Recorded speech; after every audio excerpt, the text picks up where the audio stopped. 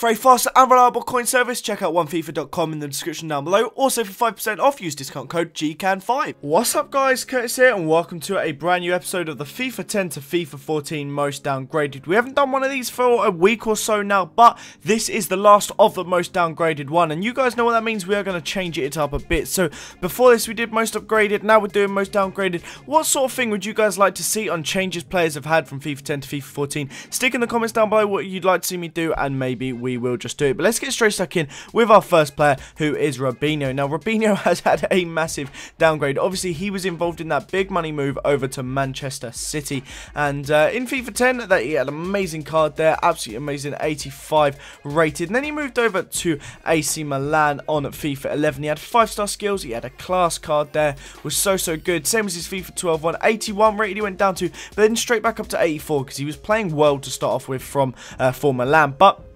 the last 2 seasons for AC Milan, he has been, just like almost every AC Milan player, bad. He really has been a big letdown for AC Milan, and he did pick up a goal against Sassuolo a few days back, but other than that, he really has not been good. So he's actually gone down a rating, 10 ratings over the few FIFAs, but just 9 over 3 FIFAs basically, so quite a big downgrade. Next up we have Nicholas Zigic, even if I can get his name out. Hated by Birmingham fans mainly.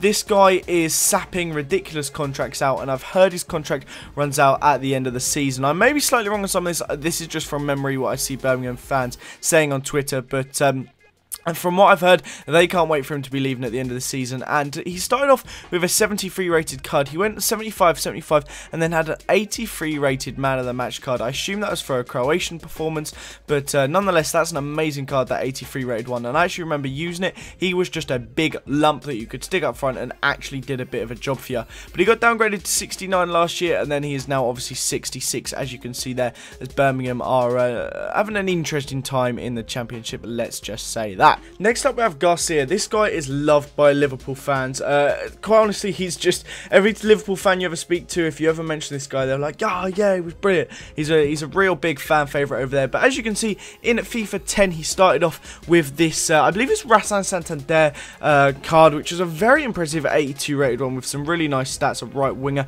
Then he moved on to Panathinaikos for FIFA 11, and he had that right wing card, which was already down 9. Now it's an interesting one, because looking at his Wikipedia, it says that last season he was at a club called Puebla, and if I'm completely honest with you, that badge doesn't look like the Puebla badge. That looks like the Zaragoza badge, but on his Wikipedia there's no mention of Zaragoza, so I don't really know what the situation is. But anyway, on this season he moved on to that UNAM, I believe that's what that club is, and he's playing in, I think, the Liga MX there with that 69 rated card. As well guys, as it's the last episode, I decided to stick in 5 players in this episode rather than the usual 4. So the 4th of the 5 is Young. Now this guy, he was looking class at right back for Aston Villa. Now every single one of his pictures, he looks hilarious. I mean, I don't quite know how he had 82 pace in that in his FIFA 10 card, but he slowly declined down. His pace was one of the quickest things to go down, but his card went 84, 77. Then he moved to his QPR little season, which was the one in the Prem where they actually just managed to avoid relegation.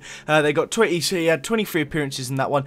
Then the season where they actually went down, didn't touch a ball, and he's not even on like the Wikipedia as having this final season at QPR. Even though he has his FIFA card there, it basically has just shut him out of it completely. So I can't imagine him really getting any proper football anytime soon, and yeah, he has definitely declined. Last but most certainly not least, it's great to finish on such a legend. We have Del Piero. Now this guy, what a career he has had, and rightly so. He was rated 89 in FIFA 10, an absolutely amazing card. Slowly, as he was getting on a bit, he did actually go down to that 80 rated card there, and then he had a second 80 rated card, and then in FIFA 13 he was actually out of the game because he'd made his move to Sydney FC halfway through the season, but it hadn't actually registered and they thought he'd retired, so they didn't have him in the database to be able to put him in the game. By this season though, they were able to put him in for Sydney FC, and he's having a fun time over there. 19 goals in 35 league games, and he's doing a pretty decent job, but an overall downgrade of 14,